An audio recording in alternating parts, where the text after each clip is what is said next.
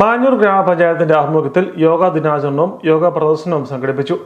National Ayush health and wellness centre, government home dispensary എന്നിവരുടെ സഹകരണത്തോടെ khadi board അംഗൻവാടിയിൽ നടന്ന പരിശീലന കളരി പഞ്ചായത്ത് പ്രസിഡന്റ് സുനിൽ ജോർജ് ഉദ്ഘാടനം ചെയ്തു. ലോക അന്താരാഷ്ട്ര യോഗാ ദിനം അത് എല്ലാ സ്ഥലങ്ങളിലും സമുചിതമായി ആഘോഷിക്കുക. ഇന്ന് ഈ യോഗാ ദിനാചരണം മാഞ്ഞൂർ ഗ്രാമപഞ്ചായത്തിലൂടെ നടത്തുന്നു. നമ്മുടെ മുമ്പിൽ ഒട്ടേറെ ലക്ഷ്യങ്ങൾ ഒരു ഇവിടെ ആമുഖമായി നമ്മുടെ യോഗ അനിത ആരോഗ്യകരമായ വാർദ്ധക്യം എന്നുള്ള ലക്ഷ്യം നമ്മളെല്ലാം പ്രായമായി വരികയാണ്. പക്ഷേ യോഗങ്ങളില്ലാതെ മുന്നോട്ട് പോകാൻ കഴിയണമെങ്കിൽ യോഗ പോലെയുള്ള കാര്യങ്ങൾ നമ്മൾ അഭ്യസിച്ചേ മതിയോ.